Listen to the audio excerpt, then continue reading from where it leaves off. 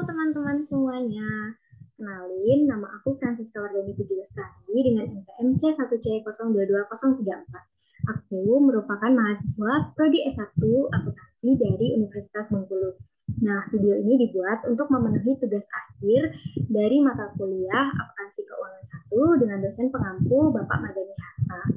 Selain dibuat untuk memenuhi tugas akhir, video ini dibuat untuk sebagai bahan belajar kita terhadap suatu laporan keuangan. Bagaimana sih cara melihat laporan keuangan, cara membacanya, dan apa saja yang tersaji dalam laporan keuangan. Nah, baik, karena laporan keuangan itu banyak, saya akan menampilkan salah satu contoh dari laporan keuangan yang saya ambil dari IDX Bursa Efek Indonesia, PT Aneka Tambang atau PT Antam. Siapa sih yang nggak kenal PT Antam? Baik, saya akan mulai share screen-nya.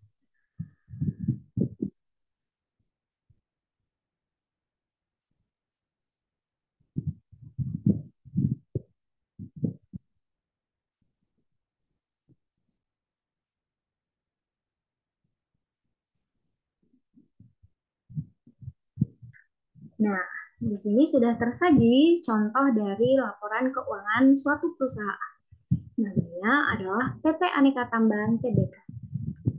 Nah, sedikit pengetahuan bagi kita semua, eh, salah satu bentuk perusahaan itu kan ada banyak ya, namanya perseroan terbatas, perseroan terbatas, terus persatuan komanditer, dan lain-lainnya.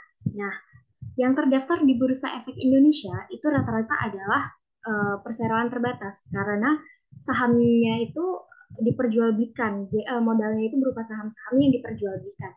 Nah, asli dari PT ini adalah perseroan terbatas. Kemudian eh, nama perusahaannya Aneka Tambang atau yang kita kenal PT Antam. Kemudian TBK. Apa sih TBK itu? Kita pasti sering bertanya-tanya. TBK itu merupakan singkatan dari terbuka. Artinya, perusahaan tersebut telah go public dan sahamnya telah diperjualbelikan di Bursa Efek Indonesia. Nah, kemudian di bawahnya ini ada keterangan dan entitas anak. Artinya apa? Perusahaan itu beranak. Tidak ya teman-teman. Arti dari entitas anak adalah bahwa PT Aneka Tambang, perusahaan tersebut mempunyai lebih dari 5 anak perusahaan yang sahamnya dipegang lebih dari 50%. Nah, kemudian di bawahnya itu tertulis laporan keuangan konsolidasian. Tentu kita kan mau membahas laporan keuangan ya, pasti judulnya laporan keuangan. Nah, namun ada yang menarik nih, konsolidasian. Apa sih konsolidasian itu? Nah, konsolidasian artinya PT Aneka Tambang atau perusahaan tersebut memiliki anak perusahaan, kan memiliki anak perusahaan ketika menguasai lebih dari 50% sahamnya, misalnya bisa 60%, 70%, dan yang lain-lainnya.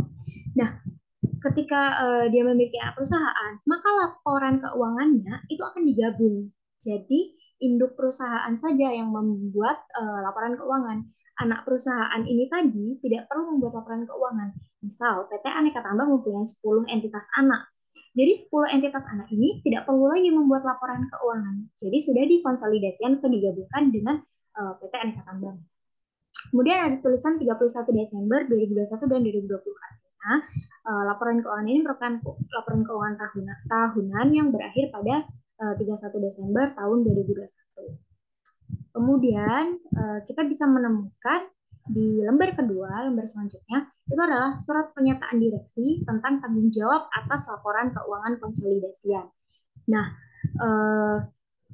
laporan surat pernyataan ini wajib dibuat ya teman-teman dan harus ditandatangani oleh direktur utama dan direktur keuangan. Artinya, mereka bertanggung jawab atas penyusunan dan penyajian laporan keuangan konsolidasian PT Aneka Tambang Tbk perusahaan dan entitas anaknya. Oke, kemudian di halaman selanjutnya kita akan menemukan tentang laporan audit independen. Nah, untuk perusahaan sebesar Aneka Tambang, perusahaan yang terdaftar di Bursa Efek Indonesia, pasti dia mengadakan ngambil audit independen ya, audit eksternal. Nah, di PT Aneka Tambang ini auditnya adalah salah satu dari Big Four yaitu PwC. Nah, dia mengaudit laporan keuangan apakah menunjukkan nilai yang wajar atau tidak wajar. Kita langsung ke opininya saja. Kita bisa lihat di bagian opini. Menurut opini kami, Laporan keuangan konsolidasi yang terlampir menyajikan secara wajar dalam semua hal yang material, posisi keuangan konsolidasian, serta kinerja keuangan dan arus kas konsolidasian untuk tahun yang berakhir dengan tanggal tersebut sesuai dengan standar akuntansi keuangan di Indonesia. Artinya, laporan keuangan terlampir ini menyajikan secara wajar tanpa pengecualian. Nah, kalau ada pengecualian, misalnya terdapat indikasi kecurangan atau gimana, pasti dia akan menuliskan secara wajar dengan pengecualian dan disebutkan pengecualiannya ini. Tapi karena ini secara wajar, jadi secara wajar tanpa pengecualian. Nah, secara wajar tanpa pengecualian ini adalah laporan auditor yang paling bagus karena tidak ditemukannya indikasi kecurangan. Nah, auditor kita tahu auditor itu kan mengaudit laporan keuangan kan.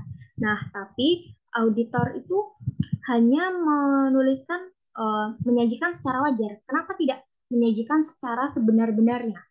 Nah, karena auditor itu hanya sebatas memberi opini wajar, tidak boleh atau tidak mampu memberikan opini benar, karena auditor itu hanya mengaudit berdasarkan sampel, tidak semua bukti. Jadi kita nggak tahu nih bukti-bukti yang lain itu gimana. Tapi sesuai sampel, sesuai sampel yang dilakukan, laporan buktinya ini nih menunjukkan hal yang wajar. Nah, karena dia dibatasi waktu dan masalah biaya dan material, jadi tidak semua bukti itu diaudit gitu teman-teman. Nah, kita masuk ke laporan keuangan. Kita tahu ya laporan keuangan menurut PSAK nomor 1 itu ada 5 laporan keuangan.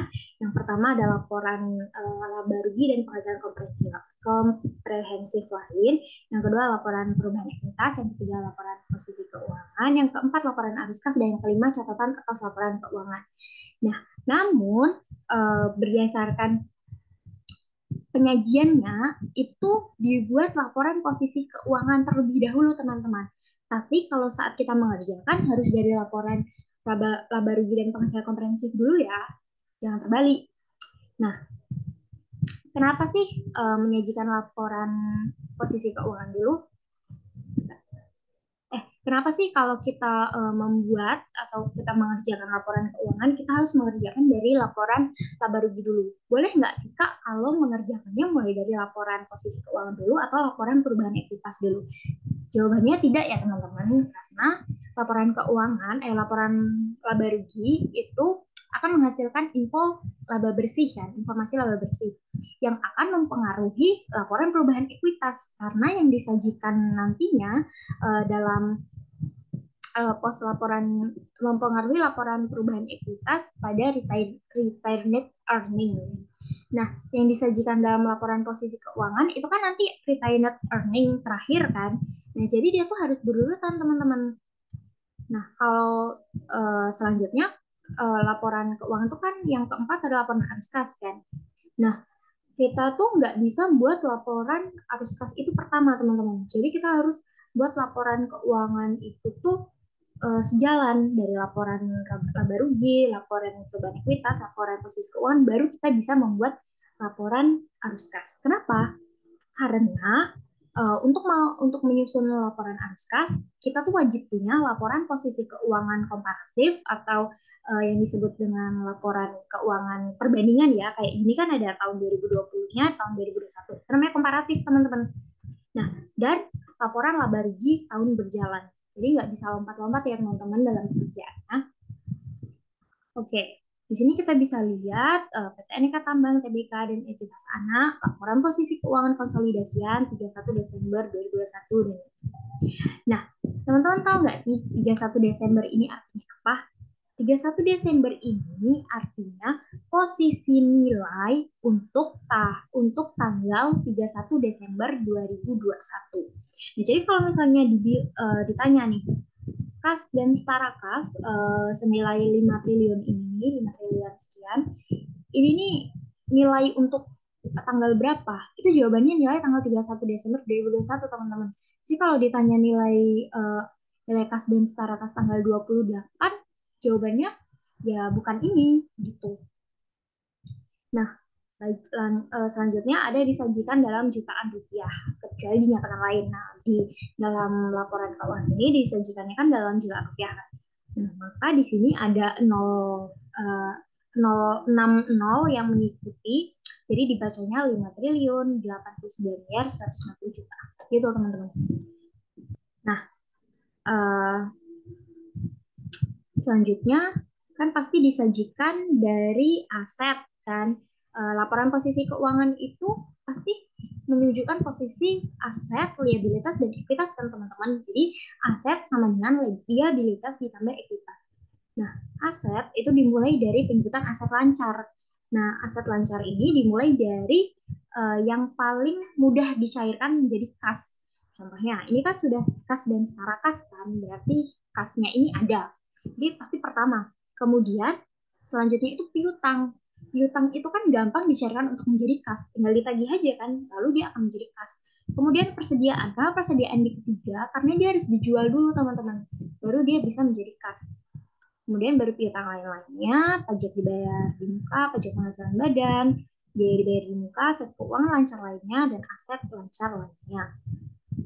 Kemudian kalau teman-teman perhatikan di sini ada catatan ya, kan pasti kita bertanya-tanya kan, piutang usaha ini, piutang usaha bersih ini kan ada dari pihak ketiga dan pihak berelasi kan. Itu siapa saja yang menjadinya? Kalau disebutin di sini kan pasti panjang teman-teman. Jadi ini ada catatan atau notes.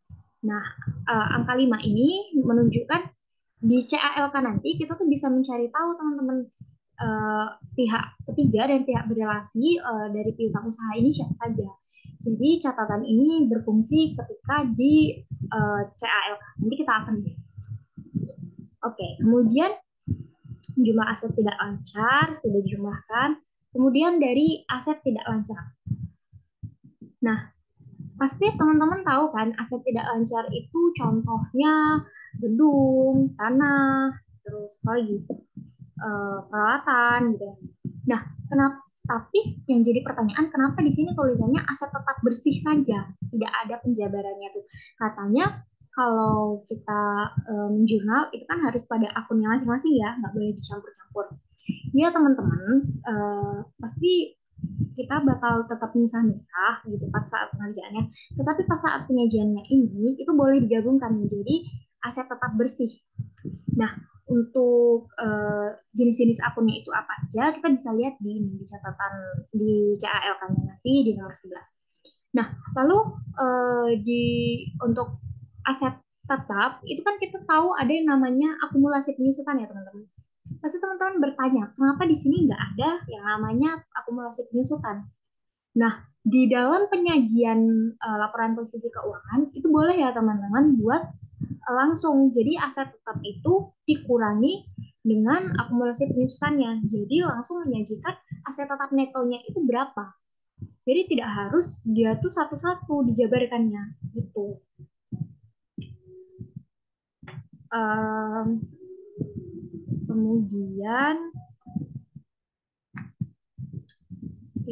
Kemudian ini jumlah aset tidak lancar, lalu jumlah aset 32 triliun 916 miliar 154 juta ya teman-teman. Selanjutnya kita tahu kan persamaan posisi keuangan itu menunjukkan posisi aset, liabilitas, dan ekuitas. Lalu selanjutnya untuk liabilitas. Nah, liabilitas ini pasti kita bagi dari liabilitas jangka pendek dan liabilitas jangka panjang kan teman-teman. Dari liabilitas jangka pendek ada utang usaha, terus ada beban akrual. Nah, beban akrual ini apa sih teman-teman? Beban akrual ini adalah hutang gaji gitu kan yang sudah terjadi tapi belum dibayarkan. Itu kita sebutnya sebagai beban akrual. Lalu ada utang liabilitas imbalan karyawan jangka pendek, pajak penghasilan, pajak ini, utang pajak, dan yang lain-lainnya. Kemudian, oh ya, untuk teman-teman, liabilitas jangka pendek ini dinilainya gini ya teman-teman, berdasarkan mana yang lebih panjang antara 1 tahun kalender dengan 1 siklus operasi normal perusahaan. Mana yang lebih panjang itu yang akan menjadi liabilitas jangka pendeknya. Jadi misalnya gini, suatu perusahaan itu 1 siklus operasi normalnya 18 bulan. Berarti liabilitas jangka pendek itu dinilai dari berdasarkan 18 bulan itu, teman-teman. Bukan 1 tahun kalender itu kan 12 bulan ya. Jadi nggak harus menurut berdasarkan kalender. Jadi mana yang lebih panjang antara 1 tahun kalender dengan satu siklus normal operasi perusahaan. Oke, kemudian liabilitas jangka panjang, liabilitas sewa, pinjaman investasi, dan lain-lainnya. Kemudian dijumlahkan jumlah liabilitasnya 12 triliun 79 miliar 56 juta. Nah, kemudian ekuitas. Nah, ekuitas ini dibagi jadi dua ya teman-teman. Ada modal saham dan saldo laba. Nah, ini kan sudah dijelaskan ya teman-teman soal modal sahamnya itu berapa. Terus ini ada selisih kurs karena penjabaran laporan keuangan. Terus surplus revaluasi. Surplus revaluasi itu akan menjadi uh, akan menambah untuk ekuitas ya teman-teman. Karena misalnya suatu aset itu dibeli 10 tahun yang lalu, tapi kita tidak mengadakan revaluasi. 10 tahun kemudian kita baru mengadakan revaluasi. Dari yang dulunya kita beli 10 juta, ternyata nilai sekarang itu 100 juta, maka 90%-nya itu nggak bisa nih kita akui sebagai di laba rugi gitu. Karena bakal membengkak kan teman-teman. Jadi dia langsung di surplus revaluasi itu akan dimasukkan ke ekuitas. Nah, kemudian saldo laba. Lalu kita bisa lihat di sini ada namanya kepentingan non pengendali. Kepentingan non pengendali ini apa sih? Kepentingan non pengendali ini muncul kalau muncul karena ini dapat dipastikan bahwa anak perusahaan yang dimiliki PT Antam itu tidak 100% sahamnya dikuasai oleh Antam. Jadi ini kepentingan non pengendali ini untuk jumlah ekuitas yang dapat diatribusikan kepada pemilik entitas induk, misalnya PT Antam ini kan punya anak perusahaan, tapi dia cuma punya 70%, maka 30%-nya itu dia harus dituliskan kepentingan non pengendali. Gitu. Kemudian laporan yang kedua yang kita di dalam penyajian ya, dalam penyajian itu ada laporan laba rugi dan penghasilan komprehensif lain dan konsolidasian. Untuk tahun-tahun yang berakhir tanggal 31 Desember 2021 dan 2020. Nah, agak sedikit beda kalau yang tadi kan cuma 31 Desember aja ya teman-teman. Kalau ini ada untuk tahun-tahun yang berakhir 31 Desember. Kenapa? Karena penjualan ini dinilai dari tanggal 1 Januari sampai tanggal 31 Desember. Makanya tulisannya di sini untuk tahun-tahun yang berakhir tanggal 31 Desember. Sedangkan kalau dia tuh cuma 31 Desember aja, berarti dia tuh menunjukkan posisi uh, angka tersebut untuk tanggal 31 saja. Nah, um, lalu kita bisa lihat ya penjualannya senilai 38 38 triliun 445 miliar 595 juta, meningkat dari 27 372 461. Teman-teman tahu nggak sih tujuan oh ya sedikit tambahan gitu ya, tadi lupa bilang di awal, tujuan laporan keuangan itu untuk memberikan informasi mengenai posisi keuangan, kinerja keuangan, arus kas entitas yang bermanfaat bagi pengguna dalam membuat keputusan ekonomi atau keputusan bisnis. Nah, di tujuan laporan keuangan tadi kan ada kan memberi informasi mengenai posisi keuangan. Posisi keuangan tadi kita udah tahu kan di untuk posisi aset, liabilitas, dan ekuitas sepertinya. Nah, kemudian untuk kinerja keuangan ini dilihat dari laporan laba rugi dan penghasilan komprehensif lain. Bagaimana lihat kinerja keuangannya itu dibandingkan dari tahun ini dibandingkan tahun lalu, apakah meningkat? Jika ia meningkat, maka kinerja keuangannya juga meningkat. Kita bisa lihat di sini di tahun 2021 itu sebesar 38 triliun sekian, sedangkan di tahun 2020 itu hanya 27 triliun sekian. Jadi artinya kinerja keuangannya meningkat gitu. Nah, lalu ada beban pokok penjualan, kemudian laba kotor, terus beban usaha, beban umum dan administrasi, beban penjualan dan pemasaran.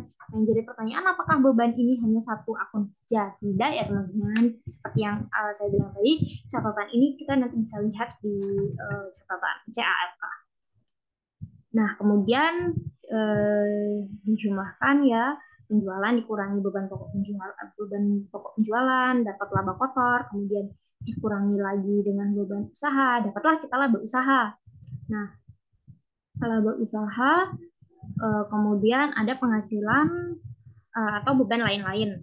Kita perhitungkan di sini ada beban keuangan, misalnya penghasilan keuangan dan beban keuangan. Misalnya penghasilan keuangan kita mendapatkan bunga, atau beban keuangan kita harus yang membayar bunga, jadi beban bunganya kita perhitungkan di beban lain-lain. Nah, ini masuk ya teman-teman. Terus ada laba rugi selisih kurs bersih, masuk penghasilan lain-lain bersih. Lalu kita kurangkan untuk beban kita kurangkan, penghasilan kita tambahkan, lalu dapatlah laba sebelum pajak penghasilan. Kemudian kita kurangkan dengan beban pajak penghasilan, lalu dapat laba tahun berjalan sebesar 1.861.740, meningkat ya teman-teman. Jadi kita bisa tahu nih kinerja keuangannya ternyata meningkat. Nah, terus laporan penghasilan atau rugi komprehensif lain. Ini kita catat ya teman-teman, yang mana yang tidak mempengaruhi dari aktivitas operasional perusahaan, itu maka ketika terdapat beban atau penghasilan itu akan dicatat ke dalam penghasilan komprehensif lain, penghasilan atau rugi komprehensif lain. Contohnya ini ya, penghasilan bagian kerugian penghasilan komprehensif lain dari entitas asosiasi. Nah, ini kenaikan nilai tanah dan revaluasi, sama yang tadi aku jelasin di awal di laporan posisi keuangan. Jadi kalau ada revaluasi dia kan nggak akan berpengaruh ke laba ruginya tuh berapa gitu, karena dia akan membengkak kan laba perusahaan pada periode tersebut, jadi dia akan masuk ke dalam ekuitas gitu. Kemudian ini ada lalu dapat penghasilan atau rugi komprehensif lain setelah pajak, kemudian jumlah penghasilan komprehensif tahun berjalan. Nah, dari laporan laba rugi dan penghasilan komprehensif lain itu ada 3 hal yang bisa kita dapetin ya teman-teman. Yang pertama ada laba tahun berjalan, yang kedua ada penghasilan komprehensif lain, yang ketiga jumlah penghasilan atau jumlah laba komprehensif tahun berjalan. Jadi ada 3 informasi yang bisa kita dapetin dari sebuah laporan rugi laba dan penghasilan komprehensif lain. Gitu. Lalu kita lihat yang ketiga, laporan keuangan yang ketiga, yaitu laporan, masih ada teman-teman, hasil komprehensif, laba bersih tahun jalan, ini laba bersih, kepentingan pendalinya sekian.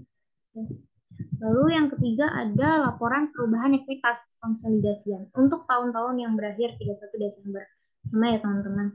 Nah, di sini ada saldo 1 Januarinya, kemudian saldo per 31 Desember 2020 yang akan menjadi saldo awal 1 Januari 2021. Jadi sama ya teman-teman, kalau misalnya ada saldo suatu modal, suatu ekuitas gitu, di tanggal 31 Desember 2020 ya berarti akan menjadi saldo di awal 1 Januari 2021 di awal periode selanjutnya. Ya, kita bisa lihat di sini saldo untuk tanggal 1 Januari ya. Saldo Januari ini sekian 403 miliar 76 juta, kemudian ditambahkan dengan laba tahun berjalan, kemudian ada dividennya, kemudian dividen orang, terus uji penghasilan komprehensif lain setelah pajak, ada revaluasi yang bakal ada revaluasi atau surplus revaluasi yang tentunya dia akan menambah suatu ekuitas, nomor satu ekuitas, terus ada penghasilan bagian kerugian komprehensif lain dari entitas asosiasi yang bakal mengurang, kemudian yang lain-lainnya. Lalu kita dapat di total atau jumlah, kemudian ada kepentingan pengendali. Lalu dari kita bisa lihat nih di saldo per 31 Desember 2021 dan saldo per 31 Desember 2020 dari kalau 2020 dia menunjukkan di saldo 19 triliun 39 miliar 449 dan untuk di tanggal 31 Desember 2021 dia ada di angka 20 triliun 837 juta 837 miliar 98 juta. Oke, kemudian kita masuk ke part yang lumayan aku suka gitu karena seru tapi agak susah. Ini adalah laporan arus kas, teman-teman. Di laporan arus kas ini sedikit rumit karena gini, 3 laporan keuangan tadi itu kan basisnya akrual ya teman-teman. Nah, ketika kita membuat laporan arus kas, kita harus mengubah dari basis akrual tersebut menjadi basis kas. Jadi agak ribet, agak-agak bingung ya gitu. Tapi nggak apa, kita bisa.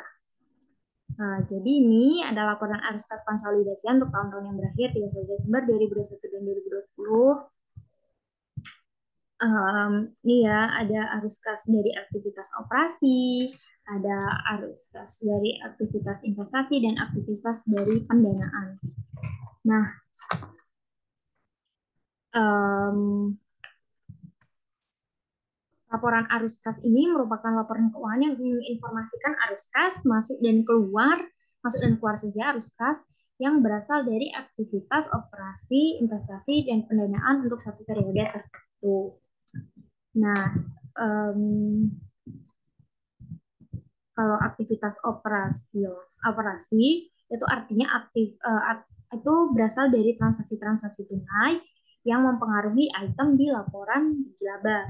Nah, kalau di aktivitas investasi artinya transaksi-transaksi tunai yang mempengaruhi aset tidak lancar. Contohnya aset tetap nih, ada penjualan aset tetap, perolehan aset tetap, pengeluaran untuk eksplorasi dan evaluasi, pengeluaran aset tak berwujud, peningkatan investasi saham, penerimaan dari tawaran. Nah, kemudian kalau aktivitas pendanaan itu artinya transaksi-transaksi tunai yang mempengaruhi item liabilitas jangka panjang dan ekuitas di sini ada dividen dan saham ya teman-teman. Kalau di sini ada nih untuk liabilitas jangka panjangnya ada pinjaman bank, pinjaman investasi, utang obligasi, liabilitas sewa. Dan kemudian untuk yang mempengaruhi ekuitas dari aktivitas pendanaannya ada untuk pembayaran dividen. Gitu. Lalu kita perhitungkan semuanya. Ini sepertinya menurut berdasarkan metode langsung ya teman-teman. Jadi arus kas yang diperoleh dari aktivitas investasi sebesar 5 triliun 42 miliar sekian. Kemudian yang untuk investasi 1 triliun sekian, yang untuk pendanaan 2 triliun sekian. Nah, kemudian ada kenaikan bersih kas dan setara kas, efek perubahan kurs, kas dan setara kas pada awal tahun, dan kas dan setara kas pada akhir tahun. Nah, teman-teman perlu ingat gitu, pada saat teman-teman membuat laporan arus kas, jumlah kas dan setara kas pada akhir tahun di laporan arus kas itu harus sama dengan jumlah kas dan setara kas yang tertera pada laporan posisi keuangan. Kalau enggak, ya artinya pengerjaan teman-teman itu salah. Mungkin ada salah pada saat penjumlahan atau pada saat pendanaan untuk pengelompokan aktivitas pendanaan, investasi, dan operasi. Nah, ini kita bisa lihat ya 5 triliun 89 miliar 160.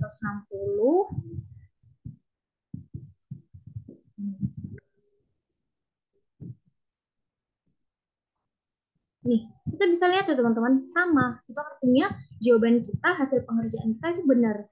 Totalnya 5 triliun 89 miliar 160. Oke.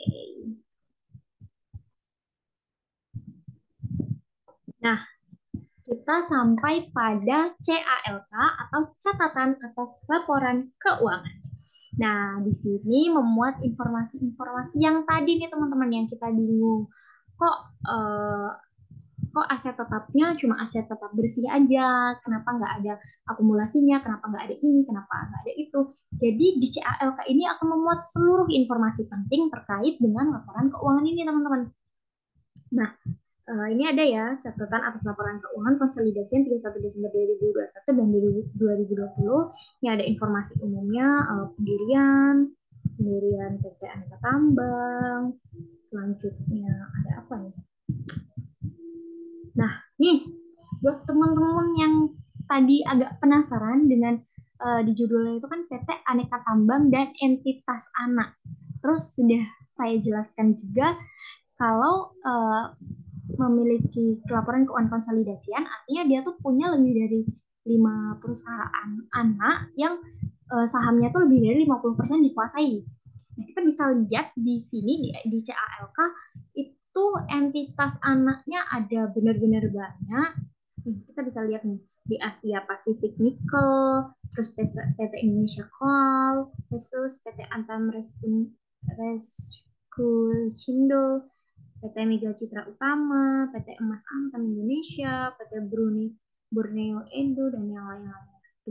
Banyak teman-teman, ada yang dari kepemilikan langsung, ada kepemilikan tidak langsung. Di kepemilikan langsungnya, dia ada 9 anak, dan kemudian untuk kepemilikan tidak langsung terdapat banyak 19 anak perusahaan, dan kemudian ada wilayah ekspansi dan eksploitasi. Ini masih sama ya teman-teman. Nah, kita masuk ke kebijakan akuntansi penting.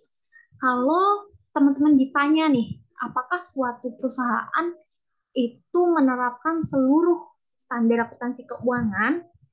Jawabannya enggak. Kok enggak sih? Gini. Jadi sebuah perusahaan itu akan mengacu pada kebijakan akuntansi. Nah, kebijakan akuntansi perusahaan itu akan mengacu pada standar akuntansi keuangan. Jadi misalnya gini, standar akuntansi keuangan itu kan ada banyak ya teman-teman, ada banyak banget. Jadi nggak akan semuanya itu dipakai. Misalnya gini, untuk metode penyusutan itu kan ada banyak ya metode garis lurus, metode jumlah angka tahun, metode jumlah produksi. Nah, itu ketika kita milih satu, ya kita nggak diwajibkan buat makai yang lainnya, gitu teman-teman. Nah, kita bisa lihat di sini untuk dasar penyusunan laporan konsolidasian ya teman-teman. Dengan mengelompokkan arus kas ke dalam aktivitas nih yang aku bilang tadi, dia menggunakan metode langsung dengan mengelompokkan arus kas ke dalam aktivitas operasi, investasi, dan pendanaan. Nah, lalu ini cukup kompleks ya teman-teman, nih banyak nih. Dia menggunakan PSAK ya teman-teman. Jadi dia menerapkan yang ini banyak ya. Ini kita agak skip-skip aja. Ini prinsip-prinsip konsolidasi entitas anak. Prinsip konsolidasi entitas anak. Nih, transaksi dan saldo dalam mata uang asing. Nah, kan pasti perusahaan itu nggak cuma bertransaksi dalam mata uang rupiah ya teman-teman. Pasti ada juga dia transaksi dengan mata uang asing, transaksi dengan negara luar lah. Nah, kalau gini, transaksi dalam mata uang asing dijabarkan menjadi mata uang fungsional menggunakan kurs yang berlaku pada tanggal transaksi. Jadi kalau teman-teman ada yang bertanya-tanya nih, gimana kalau pada saat tanggal terjadi transaksi dengan tanggal pembayaran atau penerimaan uang itu kursnya beda? Kan sering ya teman-teman, kita mencatat transaksi itu di tanggal sekarang, tapi pembayarannya nanti-nanti nih, bisa seminggu kemudian, sebulan kemudian. Itu gimana sih? Kurs mana yang bakal kita catat? Jawabannya adalah kurs yang berlaku pada tanggal terjadinya transaksi. karena itu sesuai dengan prinsip, salah satu prinsip yaitu prinsip kurs transaksi, di mana ketika kita mencatat menggunakan menggunakan kurs pada saat terjadinya tanggal transaksi itu mencerminkan uh, nilai uang yang sebenarnya. Beda halnya ketika kita mencatat pada saat dia melakukan pembayaran atau penerimaan, pasti jumlahnya bakal beda kan teman-teman. Dia nggak sesuai dan nggak menyajikan nilai dari uang yang sebenarnya ini. Nah, namun perbedaan itu juga tetap harus dijabarkan atau dituliskan di dalam CALK. Gitu, teman-teman. Pada setiap tanggal pelaporan, aset dan liabilitas moneter dalam bentuk uang asing dijabarkan ke dalam mata uang fungsional dengan menggunakan kurs keuntungan dari kerugian selisih kurs yang tersedia di transaksi pembayaran atas transaksi tersebut uh, akan diakui sebagai laba rugi. Jadi tadi kita ada nengok ya teman-teman dari kurs perbedaan kurs. Nah, kita cari aja biar sekalian kita paham.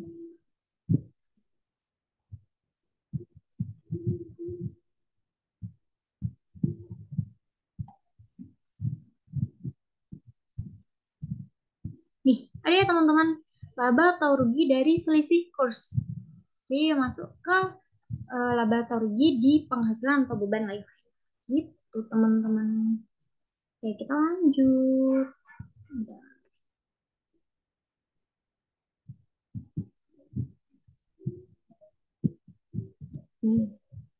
Nah, ini kurs yang digunakan pada tanggal pelaporan berdasarkan kurs tengah.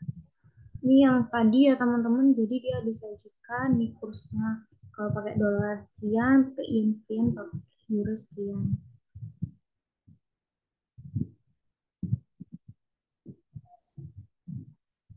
Lalu, lalu aset keuangan. Nih, pada pengakuan awal mengukur aset keuangan pada nilai wajarnya ditambah dengan harga keuangan yang tidak diukur pada nilai wajar melalui laba rugi biaya transaksi. Jadi untuk instrumen keuangan itu diperoleh dari nilai wajarnya ya teman-teman.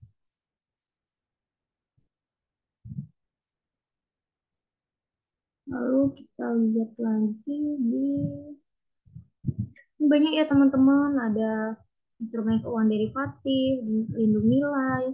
Kalau dijelasin nggak bakal itu, jadi kita yang penting aja. Nah, pada awal kita membahas ini tadi, pasti teman-teman bertanya kan, kas dan setara kas itu maksudnya gimana sih? Nah, udah jadi kalau bagi teman-teman yang bingung, kas dan setara kas itu apa? Nih, ada jawabannya. Pada laporan arus kas konsolidasian, kas dan setara kas mencakup kas di bank, simpanan di waktu-waktu bisa dicairkan, investasi lancar jangka pendek lainnya yang jatuh tempo dalam waktu 3 bulan atau kurang sejak tanggal perolehan. Jadi kas dan setara kas ini nih maksudnya simpanan yang sewaktu-waktu bisa dicairkan menjadi kas yang bisa digunakan teman-teman. Ini bisa berupa investasi lancar, uh, atau deposito-deposito lancar lainnya.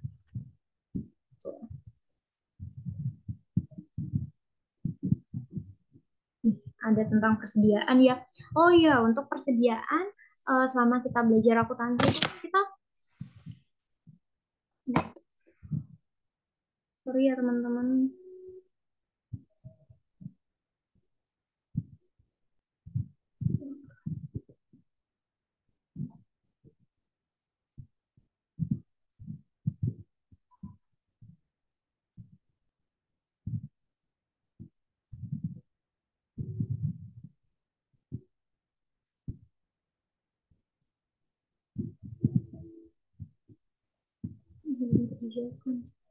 ini ya teman-teman, bentar ya.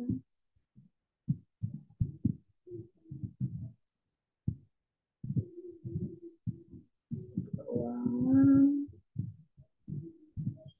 kita bakal bahas tentang oh, ini.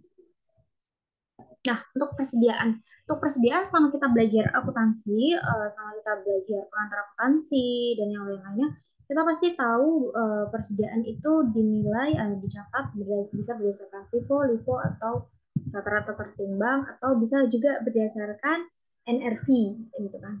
Artinya persediaan itu dicatat pada nilai terendah antara harga perolehan atau nilai realisasi bersih. Nilai realisasi bersih ini nilai harga jual dikurangi dengan biaya yang kita keluarkan untuk barang tersebut terjual, teman-teman.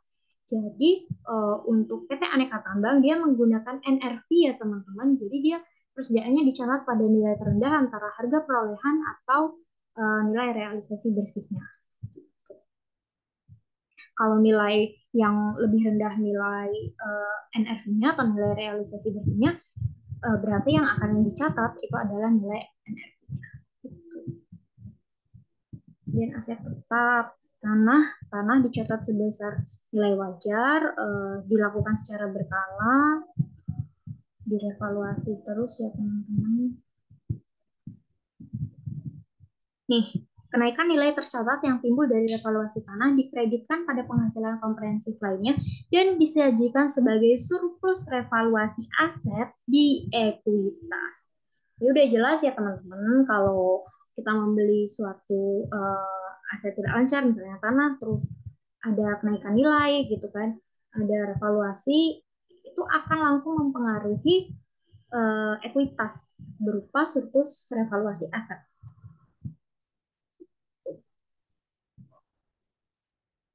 Ya, aset tetap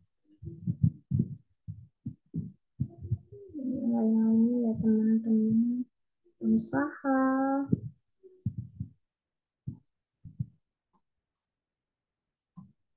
Kita kasih sedikit gambaran aja.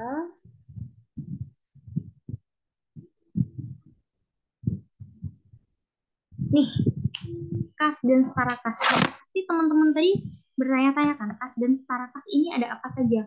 Nah, nih di CALK tadi kan udah dijelasin ya, itu ada di catatan atau notes itu di halaman-halaman berapa aja. Itu kas dan setara kas ada di nomor 4 nih.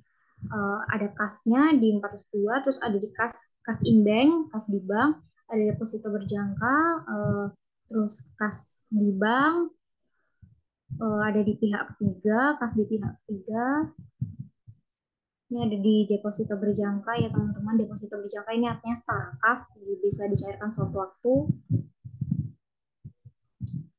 Ada tingkat bunganya juga. Terus ini ada piutang usaha kan, ada piutang ketiga itu dari PT ini.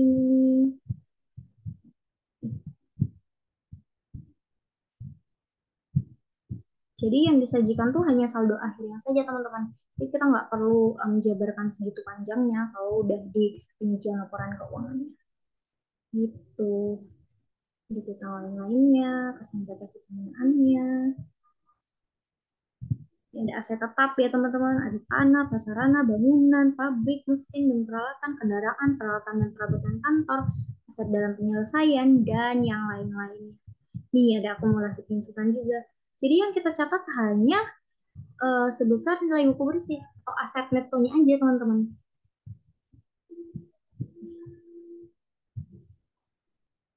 Oke, jadi gitu ya teman-teman yang udah kita bahas hari ini. Jadi simpulannya adalah dalam membuat suatu laporan keuangan itu penting untuk memperhatikan hal-hal tadi, di mana kita harus membuat laporan keuangan itu urut berdasarkan pengerjaannya. Kemudian terdapat 5 laporan keuangan PSAK nomor 1 yang tentunya harus kita buat ketika kita bekerja di suatu perusahaan. Dan tadi ya teman-teman, tidak semua standar akuntansi keuangan itu kita terapkan. Jadi kita mengacu pada doman ada prinsip akuntansi yang digunakan di perusahaan.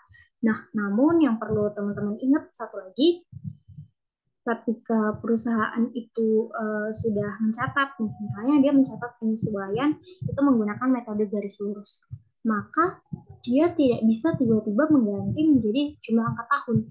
Kalau dia ingin mengganti jumlah angka tahun, maka dia harus membuat laporan keuangan itu harus dibuat ulang yang tahun lalu. Jadi agar bisa dibandingkan, itu harus dibuat ulang teman-teman.